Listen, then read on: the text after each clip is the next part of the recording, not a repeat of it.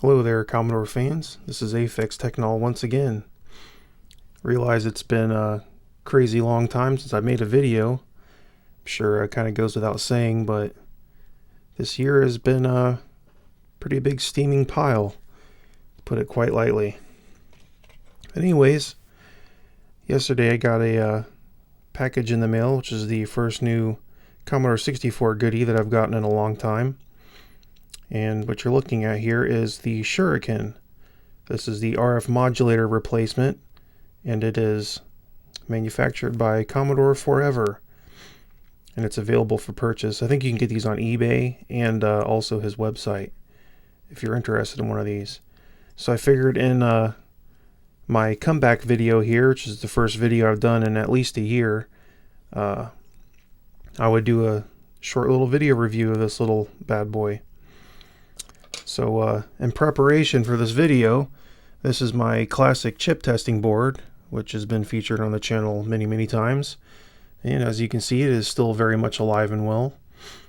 And also make a small technical note here for the video.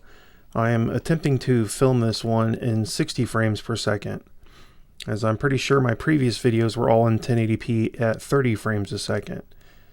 So aside from that small scrolling vertical line that you see going up the screen, I'm hoping this will match the CRT's refresh rate a little bit better, because this is an NTSC C64. Therefore, the frames per second will be much closer. So anyways, enough about the technical gobbledygook. What I've got here is obviously the stock original RF modulator on my chip testing board. As you can see, this is an MD6 VA3403, and that number will become important here shortly. And as you can probably tell, the RF modulator is not sitting flush on the board anymore, and that's because I have installed some sockets here that allow me to swap this in and out. This is not physically attached to the board anymore. And as a interesting aside here, when I was doing this small modification, if I pull up on the back of this here, it will unground the RF modulator from the board. So now the case of this is no longer grounded to the board. Look what it does to the video. I just thought that was an interesting effect. So obviously grounding the case of the RF modulator is pretty important in this design. As soon as I push it back down here, it'll make a ground connection with the board again, and the video will go back to being just the same way it is completely stock, with the RF modulator attached properly. So anyways, let me load up something here real quick and hit the button on my 1541 Ultimate. And I was using this here as a bit of a demonstration here. This is the classic Ghosts and Goblins here thing that I use all the time. This is a easy flash cartridge image.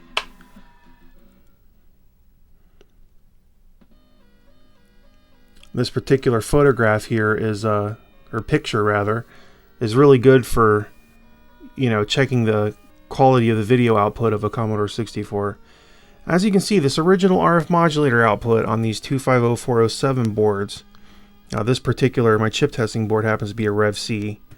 The main thing is this is a 407 board. With the stock RF modulator, this is the kind of video output that you can expect from one of these. It's not bad. It's just a little bit dim and it's a bit soft. The pixels aren't really as sharply as defined as they could be. The colors are a tiny bit blurry, but it's a perfectly usable image. But this can be improved upon. Now, before I test the Shuriken here, I want to show you something interesting here that I have in my collection. And here is the item that I wanted to show you. This is a NTSC 250407 board.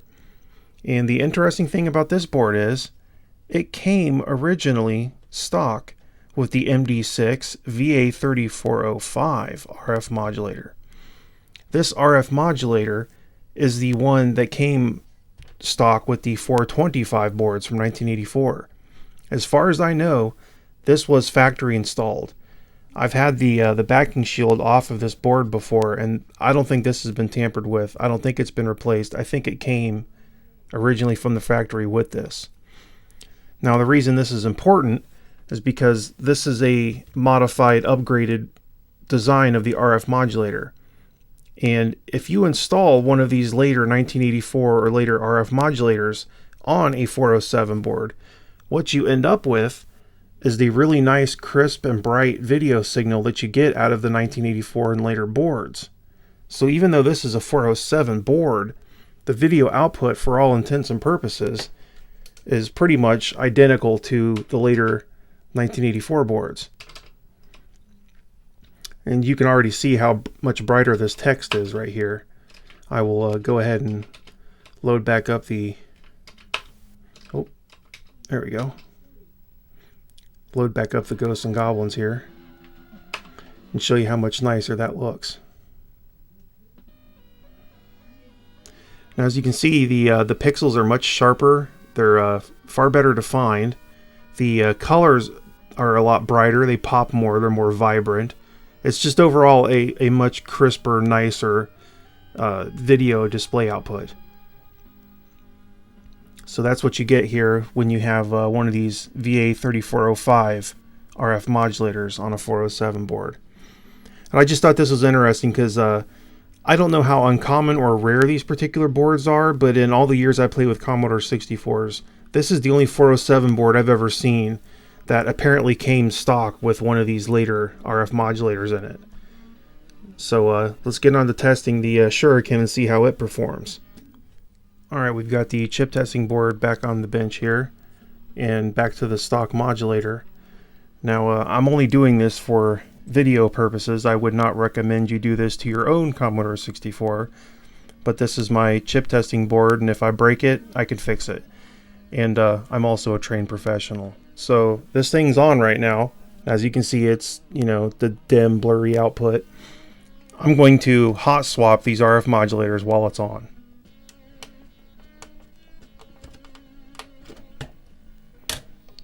That one's out. Let's pop the Shuriken in here. This is the output with the Shuriken. As you can see, it's very much similar to the VA3405 RF modulator. The colors are bright, pixels are sharply defined. The colors are nice and vibrant. As far as I can tell, this is very similar to one of the 3405 RF modulators, which is really cool because short of stealing one of those 3405 modulators off of another board, you know, where would you ever get one of those? Whereas you can buy one of these, you know, right off of Commodore Forever's website, and it's a little over 20 bucks or something. It's not a, you know, highly expensive thing or anything. So these are far more available. They're easy to get, and they give you pretty good, you know, pretty good results. Lets you upgrade the video quality output of your 407 boards. Now, there is a couple caveats to this. This is something that I've noticed. If I boot this machine back into...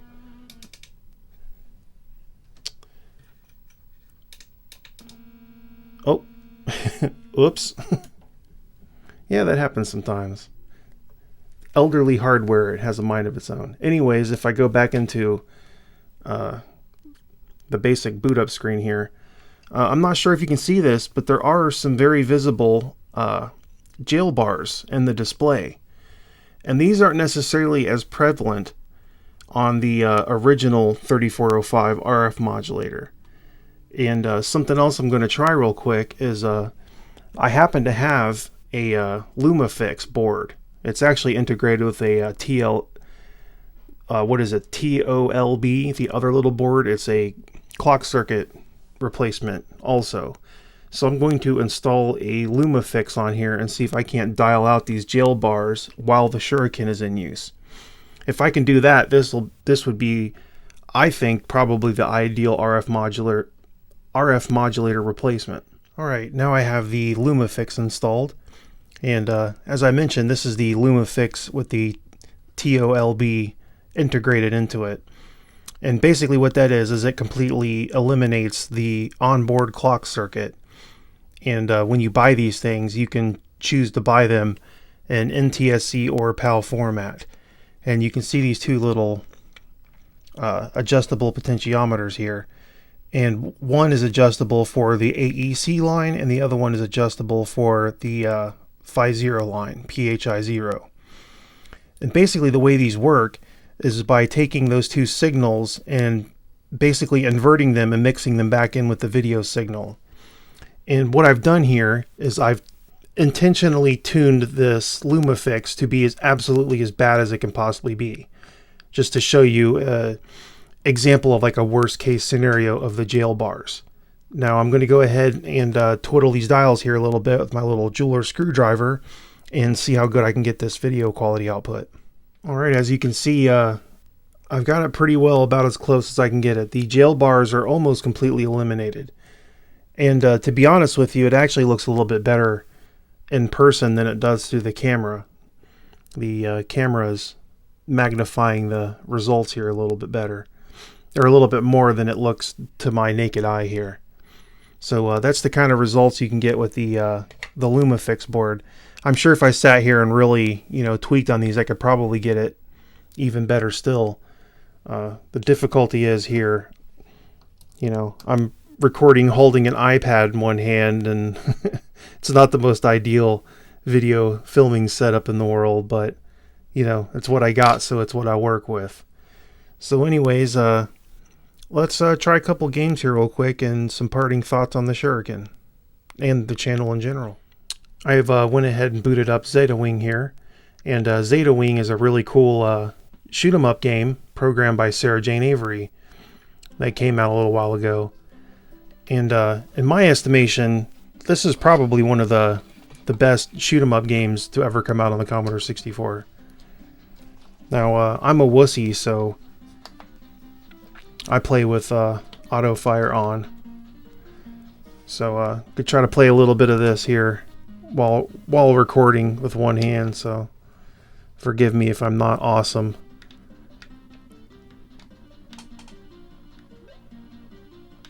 Yeah, I think this 60 frames a second's pretty awesome for this sort of a thing. Yeah, but this is a super cool game. You collect the power-ups and stuff just like most other shoot 'em up games, toe plan shooters, stuff like that. Really well done game. I've enjoyed this one quite a lot. And anyways, as far as some parting thoughts, like I said at the beginning of the video, this is the first new video I've made in a really long time. And that's down to a number of reasons. One, of course, is, the state of the world at the moment. Things haven't been so good this year for obvious reasons. And, that's affected me to a certain degree, of course. Not to mention, I've been distracted by some other hobbies that I have. Because, Commodore 64s are probably the longest running hobby I've had my whole life. I'm also into all sorts of other retro things, retro video game consoles, you name it. Another one of my big hobbies is basically personal writing. I do a lot of journaling and stuff like that. I have a typewriter collection, and the point I wanted to get to is that I've been collecting vintage fountain pens here for, I don't know, the last 2 years or something, and that's kind of been a bit of a distraction as well. It's not that I'm getting out of the Commodore hobby or anything like that. It's just these sort of things have been sort of on the back burner, and with the whirlwind of a year we've had so far in 2020, I've gotten distracted and I haven't paid as much attention to the Commodore scene as I probably should have. And there's been just tons and tons of super awesome hardware coming out, software coming out for Commodore 64. I've almost kind of found it hard to keep up, and not really sure where to go with the channel at this point. I think the next video I'm going to be working on is an updated collection update video, because I think the last video I did of my Commodore collection was from 2016 or 17 or something. So there's some new machines in my collection that you haven't seen since then, and some things have gotten changed around and whatnot. The vast majority of my collection is pretty similar to what it was, because I really haven't been on a massive Commodore, buying spree.